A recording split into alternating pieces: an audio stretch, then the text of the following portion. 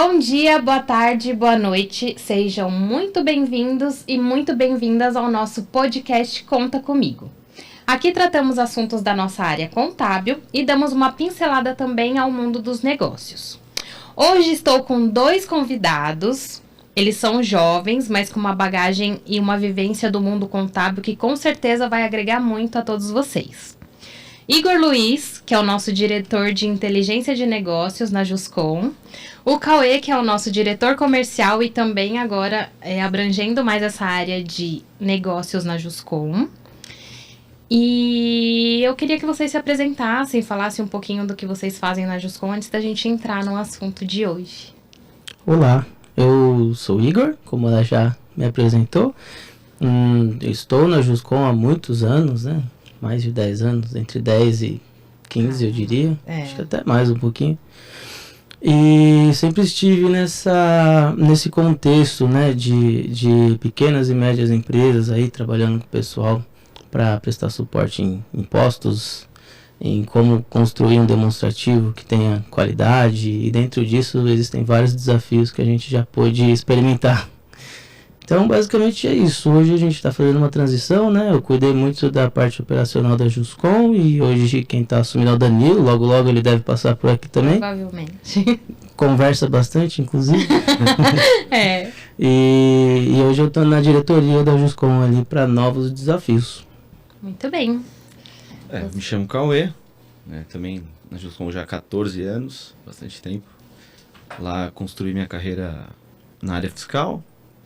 E hoje na direção de vendas, marketing e integração de novos clientes, né? De lá para cá, muitos desafios, né?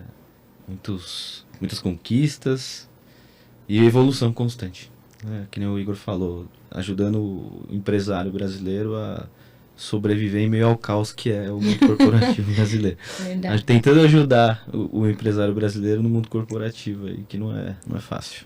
Muito bem. Eu esqueci de me apresentar. Vai lá. Por favor, quem é você? Eu sou Priscila, eu sou responsável pelo marketing da Juscom, também é uma área nova e a gente tem aprendido muito com isso. E sempre busco inventar coisas diferentes para ajudar os nossos clientes a entender e participar mais do nosso mundo contábil. Como, por exemplo, tirar a gente do escritório e trazer para cá. Trazer para o podcast, exatamente. Muito difícil, mas ela conseguiu. Então, hoje eu gostaria de falar com vocês sobre contabilidade financeira, compliance e afins, né? A gente desmembrar um pouco sobre esse assunto, sobre o que tem acontecido no mercado, enfim. E como também a contabilidade pode impactar positiva e negativamente na área de investimentos, que eu acho que também é uma área que as pessoas têm procurado mais entender, conhecer e também aplicar os seus investimentos. Acho que o Igor pode começar, que ele hoje também criou uma área nova na Juscom e tem se empenhado bem para isso, que é o Contábil Mais. Quiser explicar um pouquinho também o que é o Contábil Mais, para as pessoas entenderem. Acredito que não são todos os nossos clientes que têm acesso a essa área, e é uma área bastante interessante e é o que a gente busca para todos eles, né? E aí a gente desenrola aí e vê o que vem de assunto. Sim, então, assim, a contabilidade, né, ela tem uma estrutura conceitual que vem sendo validada, estudada por muitos anos. Então, assim, é complexa pro empresário, muitas vezes, utilizar isso, porque para construir o demonstrativo você precisa de uma certa qualidade e organização em alguns processos antes, né? Processos fiscais, administrativos e os de reconhecimento contábil mesmo. Então, muitas vezes isso se torna doloroso e aí algumas empresas não conseguem concluir um demonstrativo que aproveite essa estrutura conceitual, porque depois de pronto ele diz muito sobre a empresa e conforme você vai periodicamente levantando essas posições, então um mês após o outro você vai tendo várias fotos e isso te dá um contexto muito rico sobre a empresa. Então dali você extrai se ela está crescendo, se ela está inchando, se ela está tomando muito risco, se ela está sendo achatada pelos clientes, né? Que eu costumo usar esse termo, não é muito técnico, mas ela ser achatada é que os clientes estão impondo uma condição financeira que ela Não é tá viável. tendo que custear toda a operação dela e, enfim, vai pegar dinheiro no mercado, o dinheiro nem sempre é barato, a gente sabe que não. E muitas vezes isso começa a colocar a operação com custo de giro, né, muito elevado. Então, o balanço, e somado ali pela DRE, ele tem esse papel. Só que para as PMEs, muitas vezes isso é muito doloroso. Então, a gente tem criado a Contábil Mais para essas empresas que conseguiram passar por essas etapas e já tem lá o seu setor, ou o seu processo financeiro, o seu processo junto com a gente contábil, fiscal e a folha de pagamentos, tudo fluindo. Dali a gente consegue produzir bons demonstrativos e a partir disso medir mês a mês se ela está crescendo, expandindo, com saúde, sem saúde, o risco está aumentando, o risco está baixando, a rentabilidade dela está crescendo junto com o faturamento ou não, né? Ela está rendendo mesma coisa ou menos, crescendo o faturamento, então o que está acontecendo? E aí esse papo é um papo para nunca acabar, assim, ele abre uma porta dentro da gestão, né, da empresa, que a gente pode trabalhar em várias frentes. Expliquei bem? Ou... Sim, Não? sim. Expliquei, tá E é bom. mais ou menos quanto tempo para a empresa conseguir, as que já estão num patamar um pouquinho além do que as PMEs, microempresa, quanto tempo mais ou menos que ela consegue chegar a um equilíbrio assim para conseguir fazer essa análise dentro desse padrão, né, de gerência? Não tem assim um padrão, não. Eu acho que se a empresa tem uma equipe pequena mesmo, que entenda o valor disso, e os decisores estão interessados em fazer isso acontecer, a gente consegue, junto. Não vou falar que em uma semana, a gente precisa testar pelo menos uns 3, 4 meses, se a gente tá funcionando junto. Uma vez que a gente falou, tá legal, tá produzindo uma foto saudável. Dali pra frente a gente cuida disso, né? Porque Tem aí que fazer todo mundo sentido tá pra quem tá questionando, porque não acaba. Por exemplo, você constrói um demonstrativo, aí você percebeu que tem uma ineficiência em algum processo. E aí você cuida daquele processo. Aí você percebe, o seu estoque tá dizendo um absurdo ali. Aquele valor não é de fato aquilo. Vamos ver lá no pátio, se é isso mesmo. E aí você começa a gerar vários questionamentos. E isso vai trazendo, de novo, pro demonstrativo uma qualidade. E aí a gente analisa o demonstrativo com mais qualidade. Percebe outros aspectos. E aí vira um ciclo positivo. Então assim, a parte que eu mais gosto, né? Na profissão é essa. A gente já teve que lidar com um monte de coisa, lidar até hoje, né? Problema fiscal, fiscalização, e etc. Vários e vários temas, mas... É isso que eu ia perguntar. O Cauê, como teve mais esse contato? Esse é o que mais me atrai, dentro de tudo. Ainda sobre essa questão do tempo que leva, né? O que a gente tem observado, o que tem balizado esses projetos do Contábil Mais, giram sempre em torno do quão o cliente está preparado para a mudança, né? O empresário brasileiro, assim como o brasileiro em geral, não tem uma educação financeira, né, de base, de estrutura ali, já na formação ensino médio, colegial, de vida, enfim. né? Isso. Difícil. E é isso. Caso aqui. Isso reverbera quando você vira um empresário, né? Então, assim, o trato com os números contábeis, que nem o Igor falou, balanço, balancete, a gente tem observado que dá para falar que é a minoria que tem, né, ali o tato, que costuma ver... exato. O máximo Pareto. Exato, exatamente. Então, é o nosso papel como contador também trazer os empresários para esse estado, né? Tentar recuperar essa defasagem, mas assim, muito embora a contabilidade em si tem uma leitura difícil, assim, eu costumo brincar, falo sempre pro Igor que para ler balancete, tem que ser praticamente formado em contabilidade, não? O empresário, às vezes, ele tem um negócio, ele toca pelo caixa, ele não tem intimidade com o demonstrativo ali. E o papel do Contábil Mais é traduzir isso tudo, né? Trazer o que é o balanço, relatórios mais... aquela estrutura obrigatória por legislação que a gente tem que reportar, tentar tirar daquele contexto mais frio ali e trazer para um relatório dinâmico, onde ele consiga visualizar o negócio dele de alguma forma mais prática. Assim. Entendi. Sim, aí por ali, ao invés dele ter que pegar aquele relatório frio, né? Parece às vezes um relatório de diagnóstico médico, né? Que o pessoal, aqui é o que? Movimentação, é o saldo, mas o saldo... Tem nem uma corzinha, né? Pra tentar e aí a gente vai traduzindo isso em gráficos, em uma medição que o pessoal reconhece bem já, e não é tão técnica, é o EBITDA, né? Que é como a empresa está se demonstrando potente ou não para gerar caixa, gerar dinheiro no caixa da empresa, né? E aí tem ali algumas questões. Do EBITDA é uma medição que o pessoal já conhece mais, tem mais um viés financeiro também, né? É para medir a potência de geração de caixa.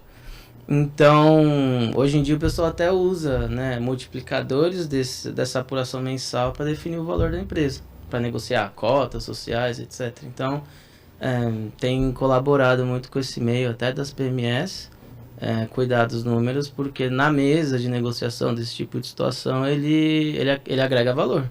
Ele, né, do outro lado de quem está cedendo cotas ou cedendo poder, ou enfim, para outro sócio, se ele tem as garantias de que aquele EBITDA é bem sustentado pelas informações, ele aceita ou não uma proposta, faz uma contraproposta. Então é algo, assim, entre todos os dados é o mais utilizado, assim, eu diria. Entendi. E o EBITDA nada mais é que de expurgar do lucro aspectos que não tem um reflexo no caixa direto. Então você tira a depreciação, amortizações, juros, né? Entre algumas outras, impostos sobre o lucro, por exemplo, e aí você traz de volta um número ali que está mais nu, né? Assim, da empresa não poluído por outros aspectos que não a potência de geração de caixa. É meio técnico, mas enfim. Entendi. Legal, acho que depois a gente vai falar um pouco dos riscos, né? De um mau processo contábil, né? Isso, e eu queria também que vocês tentassem de alguma forma extrair dessas informações como que as pessoas podem, por exemplo, todos esses relatórios, depois que conclui uma análise prévia, como que é feita a indicação de um investimento, ou como que o cliente consegue enxergar que ele pode tirar aquele dinheiro dali e investir ou num outro negócio, ou na bolsa, ou num fundo de investimento? Acho que além desse ponto, também tem um legal que a gente vem uma matéria legal que a gente vem passando já há algum tempo com os clientes da Juscom, né? O Igor depois pode entrar no detalhe mais técnico, mas tem sido positivo observar assim processos de aquisições de clientes que aconteceram recentemente no escritório, né? Na Juscom, clientes da Juscom que foram adquiridos por grupos maiores e tal, e como a contabilidade deles estar em dia fez diferença nesse processo, tanto de negociação, de fluidez do processo em si, até o fechamento.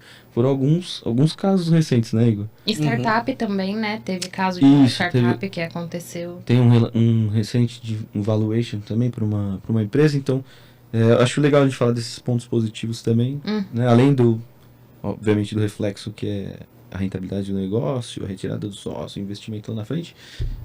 Tem sido legal e bem gratificante participar desses processos, né? Ter colaborado, né, para ser bem sucedida a transição da empresa, de sair muitas vezes de uma empresa que surgiu, né, tem um fundador, aí ela tem lá os processos, deram certo, tem valor no mercado, só que agora ela está migrando para ser absorvida por uma companhia muito maior, profissional, né, de sei lá, 50, 80 anos já. E por trás, enfim, provavelmente investidores, né, que estão ali interessados basicamente no retorno, né, que é colocado para a expansão do negócio. Então, é muito legal ver isso, porque a contabilidade, ainda assim que a empresa, um momento antes, né, dessa transição, era familiar e foi crescendo, né, pelo tato ali, pelo feeling, e depois os processos foram implementados. No processo, né, de incorporação, nesse caso, tem lá uma etapa que chama due diligence, né? Então, eles vão levantar tudo ali, e esse processo vem depois de ter uma conversa já, né, aquecida, de vale a pena, não, sobre quais valores estamos falando, e ali o pessoal... Puxam toda a capivara. Aí chega a ser a prova do que eles chegam ali, ó, então se tá aqui, né, o valor proposto no final dessa primeira conversa, provavelmente já com valuation ali, e já foi utilizado o demonstrativo para chegar nessa conversa aí, aí faz sentido, né?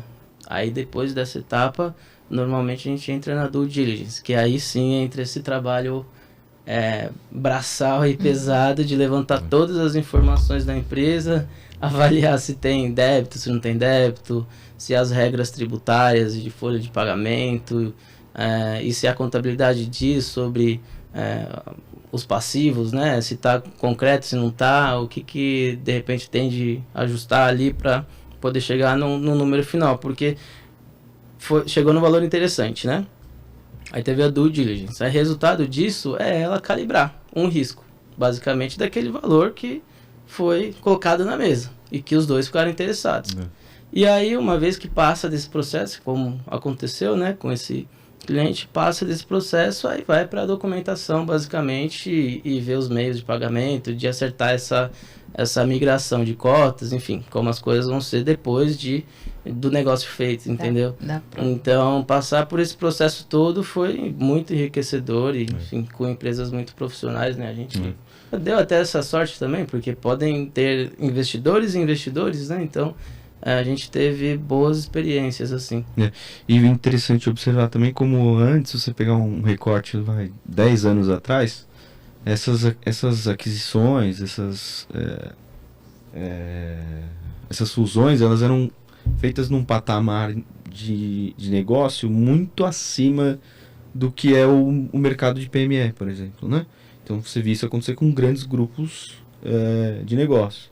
Hoje a gente tem observado que essa escala vem descendo a cada dia, né? Então a gente teve experiências tanto de um hipermercado, como recentemente uma empresa de educação. Então assim, de patamares totalmente diferentes, um negócio considerável, relativamente menor, segmentos diferentes e negócios com valores bem diferentes. Então assim, até dentro desses processos, foi legal observar nesse último que a gente teve, até que dentro da precificação ali do negócio, tanta coisa que foi agregada ali no valor final, né? Então assim, compraram um negócio, só que também eles tinham interesse nos clientes e nas projeções que eles fizeram com base nas pessoas que eles iam ter contato depois de assumir o negócio. Então assim, é um processo que tem sido muito legal acompanhar e cada vez baixando um pouco mais assim na questão de tamanho, porte de negócio. Não são só grandes empresas. Agora não mais, a realidade chegou para quem é PME. Então assim, ter a contabilidade ajustada para esse momento, muitas vezes o pequeno, o médio empresário, ele nem espera começar o negócio dele e um dia vender. Ele pensa em sobreviver daquilo muitas vezes, né? Só que essa realidade tem se tornado cada vez mais realidade. E às vezes pode ser até surpreendido. Alguém querendo me comprar, não foi para isso que eu fiz o negócio. Né? Muito bom. Sim. Passa por todo esse processo psicológico, né? Dependendo do apego. Então, isso que eu fico pensando. Não chega. Assim. Às vezes o empreendedor, o empresário, que seja o fundador, qual termo a gente quiser usar, mas para isso eu diria mais o fundador, né? Ele vem de um histórico de 30 anos, a vida dele sofreu para deixar do jeito que estava, e aí ele quer que aquilo apareça no número final. Quer que o valor emocional entre na conta. Acho que dá para puxar daqui um aspecto também, que eu já vi bastante confusão, que é o balanço da empresa e o valor justo das ações da empresa, né? São coisas diferentes. Então, a gente, por exemplo, levanta o balanço do ano passado da empresa, ali tem, por analogia, fazer uma comparação boba, talvez, mas para explicar. Então, no final do ano passado, a gente levantou, no último dia do ano, qual foi o custo, basicamente, da operação até ali, se ela está com o equity, né? Bom ou não. Que é o patrimônio líquido que ela gerou até então, tá bom, evoluiu comparado ao ano passado, não? Então, meio que assim, seria quanto custou a empresa até ali. Vai, tentando explicar bem resumido. E o valor da empresa, a gente traz outros aspectos, que são segmento, risco, qual é a projeção da empresa, né? Quais são as premissas da empresa de crescimento ou não, qual é o projeto daí para frente, o que ela está desenvolvendo, o que ela não está. Então, isso descola um pouco do valor que a gente tem no balanço, que é estático, para o valor que ela tem para o mercado. Então a gente joga tudo isso num caldo, né? Junto com o balanço. E aí a gente vê como provavelmente isso vai gerar dinheiro daqui para frente, projeta pelos anos aí que provavelmente ela vai gerar de impacto, se não pela perpetuidade, que seria uma empresa que provavelmente vai durar para sempre. Eu acho raro isso, né? Ainda mais nos tempos que a gente vive. A gente tem um caso aí que pra mim é durar pra sempre. É isso que eu ia perguntar, se a gente não consegue dar uma fofocadinha sobre Americanas, o que aconteceu, assim, pra tentar entender quanto que a contabilidade nessa situação impactou, assim, sabe? Porque a notícia veio daí, né? Foi pela contabilidade e tal. Eu não me aprofundei muito, mas eu acredito que vocês tenham lido melhor. Concluindo o raciocínio. Então a gente põe no caldo, junto com o balanço ali, as premissas, o segmento, o risco e tal. Projeto quanto isso vai gerar de riqueza daqui para frente, faz um fluxo de caixa mesmo, de entradas e saídas, etc, etc. Junto com os projetos que a empresa tem já, né? Projeta todo esse fluxo financeiro e aí soma tudo isso e traz a valor presente, que a gente fala. Que é como se a gente não tivesse esse custo de espera, né? Como isso seria no valor de hoje. E aí isso seria o valor da ação dessa empresa, entendeu? Então, você soma a contabilidade, vários aspectos, outros. Entendi. E aí você projeta isso na linha do tempo e traz esses resultados financeiros a valor presente. E aí isso, mais ou menos, o valor da ação é isso. Então, puxando para as Americanas, o que aconteceu? Que eu entendi também. Que seria um exemplo de um mau processo contábil, né? Pelo pouco que eu li, eu entendi isso. Que alguma coisa aconteceu na contabilidade e gerou todo esse... Na nota oficial da Americanas, o que o texto carregava era que foi um lançamento... inconsistência nos lançamentos redutores da conta de fornecedores lá. Eu queria que o Igor me trasse na tecnicidade da coisa. Né? Porque a gente vai para um universo lá e tal. E, nem dá para saber ao fundo o que aconteceu. Se foi um erro. Vamos só... Vai sair, agora vai. Explodiu na mídia, vai sair, eles vão reapresentar balanço se bobear de 2, 3 anos para trás, com isso bem explicado. Mas assim, o que eu entendi do caso das Americanas, que é uma das maiores empresas investidas por 3 investidores que são, se bobear, os maiores investidores do Brasil e detém 30% da empresa. Com o dinheiro que eles colocam lá, eles têm 30% daquela parte que eu falei, né? Do capital da empresa. Entendi. Então, o que eu entendi? Lojas Americanas. Eu achei bem estranho, para começar, como tudo foi colocado para fora da empresa, assim, né? Porque teve uma nota... E a nota falava sobre 20 bilhões de problema, uma nota, né? Colocou pro mercado, todo mundo tem que receber a informação junto, né? A empresa que tá na bolsa é assim.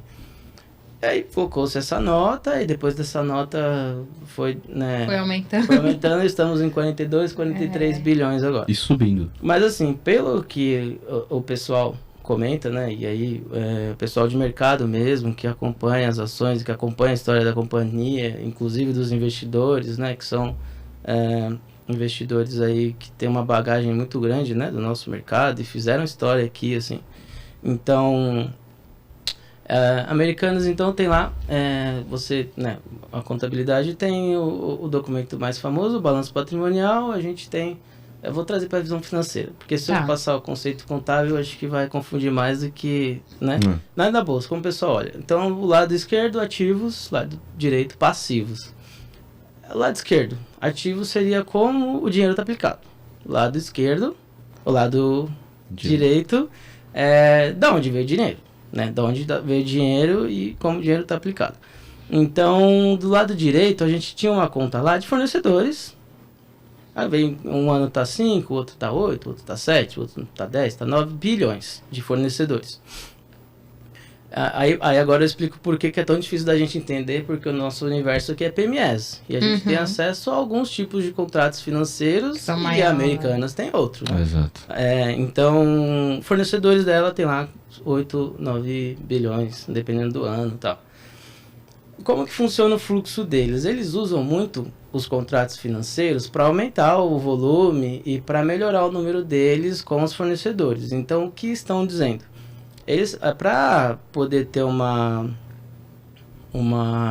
fluidez melhor, inclusive conseguir valores melhores com fornecedores, descontar o valor do fornecedor, porque ele tem um prazo lá para 90 dias, ele já paga o fornecedor com descontinho, e esse fluxo todo de boletos, né, que vão entrando para eles vão colocando dentro de um processo bancário que vai viabilizar isso para eles a taxas diferenciadas, né, pelo volume. Preços baixos, né? E em outro prazo, então isso tende a se acomodar melhor no financeiro da empresa e vai fomentar mais a especular volumes e volumes e volumes, né. O que aconteceu? Aí vamos trazer para o nosso mundo. Por mais que as taxas e o custo do dinheiro não é exatamente como acontece lá. Mas, por exemplo, a gente comprou um computador, né?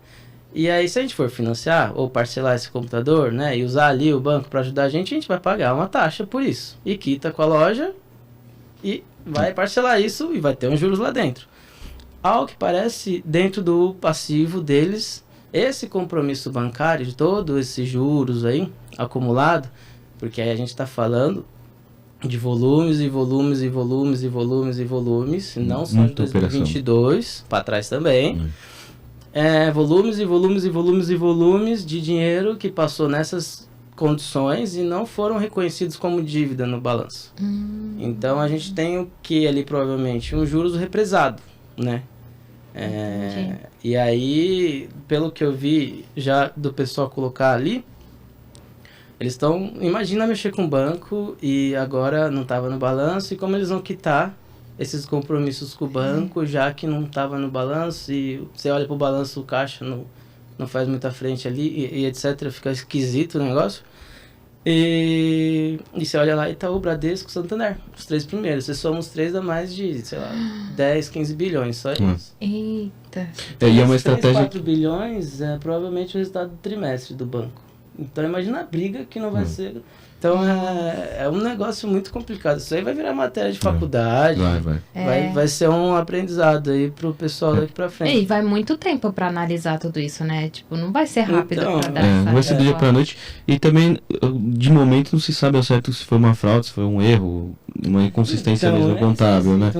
Porque existe a premissa de que essa é uma estratégia mesmo de empresas que focam em resultado a curto prazo, a fazer esse movimento. Então, eu parcelo os valores com o fornecedor, vou no banco, pego o dinheiro, quito o que eu tenho lá com o fornecedor, diminuo o valor que eu tenho com ele lá, peço um desconto, alguma coisa do tipo, para fazer girar o dinheiro assim mais rápido, né? Empresas com... Essa é uma técnica, tem até um termo lá, eu acabei esquecendo, mas é uma técnica que se usa bastante. A Ambev usa bastante também. Sai umas notícias também, mas é outra coisa. Isso, também não tem nada a ver, é só técnica mesmo.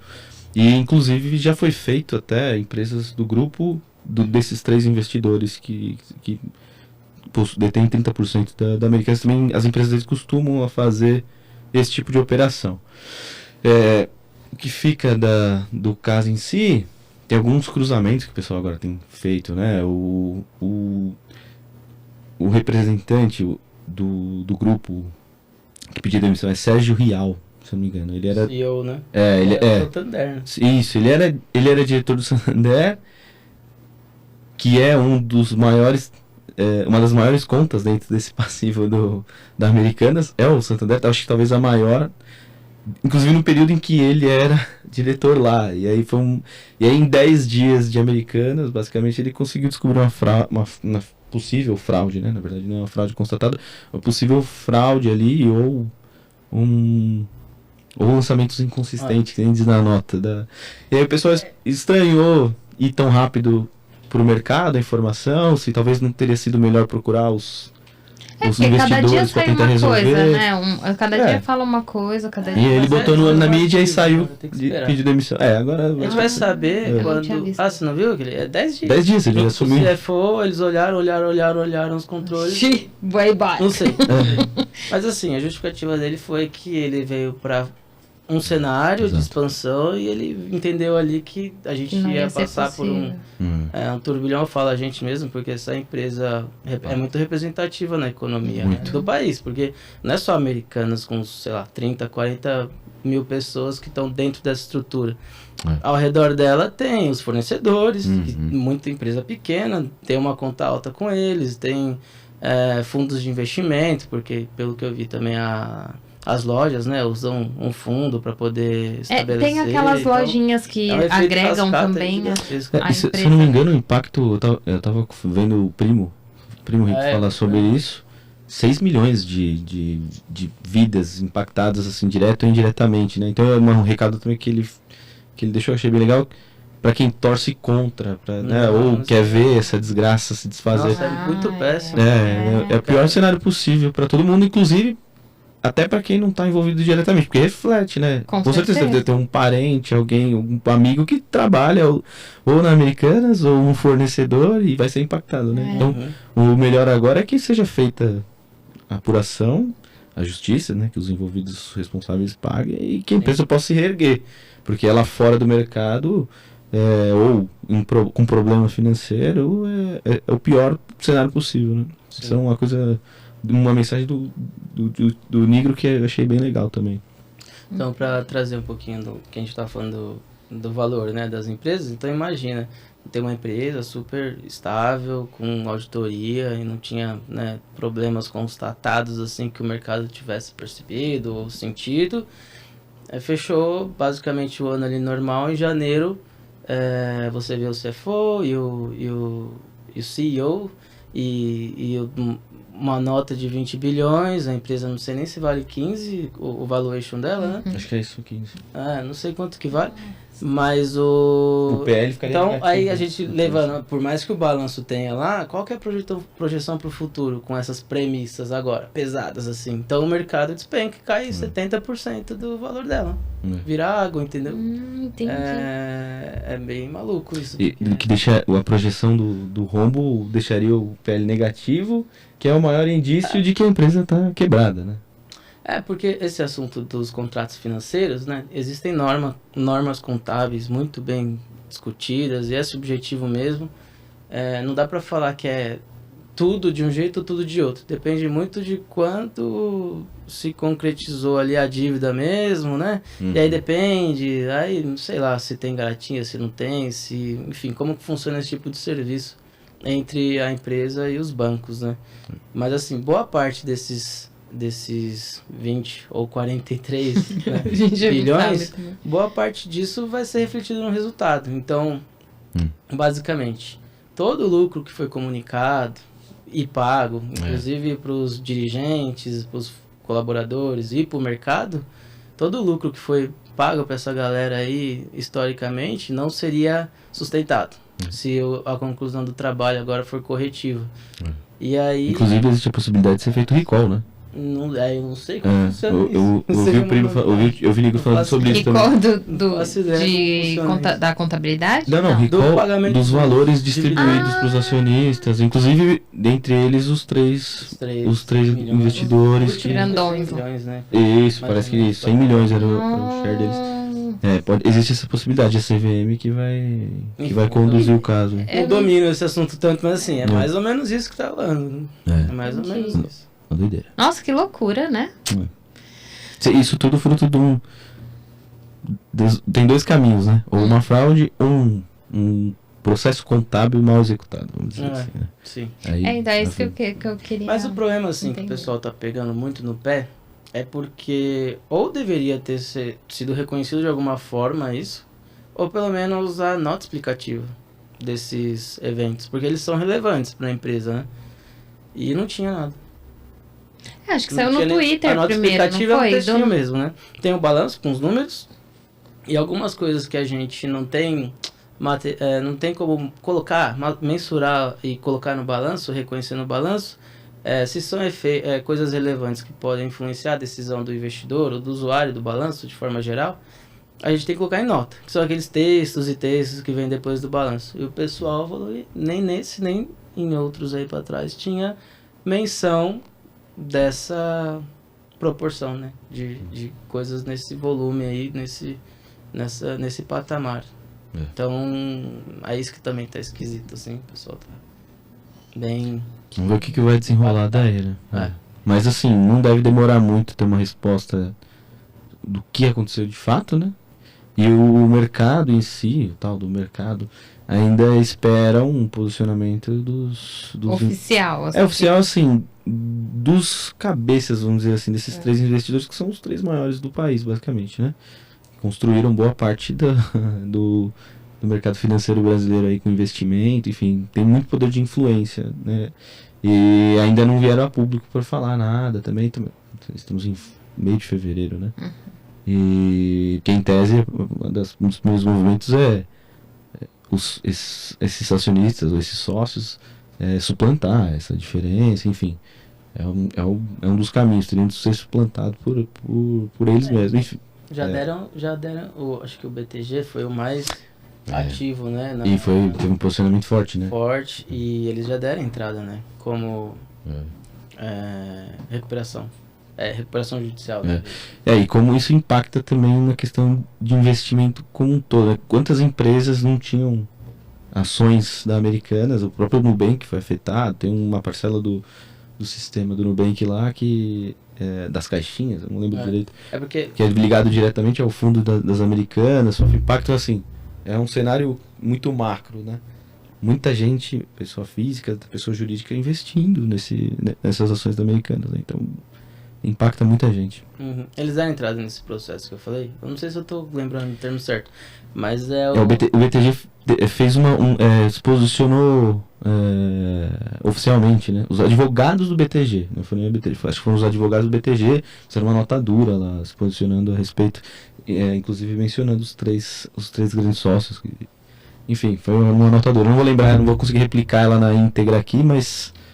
não vou conseguir replicar ela na íntegra aqui, mas foi uma nota dura. Cobrando mesmo um posicionamento do oficial, né? Mas eu acredito que até pelas tentativas de conseguir ressarcir parte ali, enfim, eles já estão com um processo eles deram entrada de recuperação, que, enfim, no Brasil é super complexo isso, e a tendência é que as empresas demorem e voltem depois de muito tempo ou nem voltem, né? Que é um processo de assumir o caos ali, a falência, né? Para travar meio que as cobranças e no mercado as coisas que podem sacar alguma coisa da empresa para ela ter um processo saudável de ressarcir os impactados. Os credores. Então, e eu acredito que eles deram, né? Sim, deram Nossa, mas quanta gente que BTG que inclusive tem ações também. No processo. Então. Tem ações da Americanas também. Mas se você for ver, a gente falando, né, dos processos, como é legal cuidar dos processos da empresa, mas se fosse para questionar o quão saudável tudo que existe de política legal de se ter numa empresa para evoluir a governança, os controles, o compliance, basicamente as lojas americanas tinham tudo, ESG, comitê, tudo, etc. É isso mesmo. Então é uma loucura isso aí, nem parece que é verdade. Inclusive existe a possibilidade, pelo menos os acionistas de fora do Brasil, dos Estados Unidos, pediram para que o caso seja julgado lá fora, porque não confiam no poder, porque talvez existe um boato de que talvez o juiz do caso tinha algum certo envolvimento com essa parte societária ali, tudo especulação, né? Nada oficial, nada que se possa provar. Mas os acionistas de fora já solicitaram que o caso seja analisado lá, porque a empresa tem vínculo, né? Lá fora. Né? Ela é capital aberto, então ela tem... Nossa, isso vai demorar muito tempo pra... eu acho que não demora muito tempo pra ter uma resposta oficial do que aconteceu. Sim, agora, mas pra entender... processo de recuperação da empresa mesmo, né? Agora trava tudo, tentar alongar os fornecedores, enfim, é todo um processo que eu espero que... vai ser uma escola, acho que... É que o Igor falou, vai virar casa de faculdade. Vai ser... um negócio desse, acho que... se for uma fraude mesmo, já é a maior fraude ocorrida numa empresa de capital aberto no Brasil, né? É a maior. Muito bem! Acho que eu vou encerrar por aqui hoje, pra gente não se alongar, porque é o primeiro podcast, as pessoas têm que ouvir e voltar mais vezes, né? Se vocês quiserem encerrar, falar alguma coisa pra gente concluir aqui, aí logo depois eu já encerro a minha parte também. Vamos pro próximo. Agradecer quem assistiu, pedir pro pessoal deixar nos comentários aí temas que gostariam de ouvir da nossa parte, né? As coisas vinculadas à contabilidade ou o mundo corporativo em si, tem muita coisa que a gente consegue agregar, né? A Juscom tem 33 anos de existência, então é muita experiência, né? Tem muito tema que pode chamar a atenção e se o pessoal colocar nos comentários, aí a gente programa tudo. Quer falar alguma coisa pra gente encerrar? Eu achei que eu ia ficar mais calado, eu tô falando demais já. Tá muito comunicativo. Acho que é por aí. Seria legal, né? Ter uma colaboração externa, a gente não ficar só julgando quais temas são legais. Que a gente... eu também acho. Mas a galera vai ajudar, com certeza. Então é isso, muito obrigada por vocês terem saído das suas cadeirinhas no escritório e vindo aqui conversar comigo e que a gente pôde trocar essa ideia e passar para as pessoas, né, o ponto de vista de vocês de várias áreas na Juscom, no mundo. E eu quero agradecer por vocês escutarem, por nos assistirem.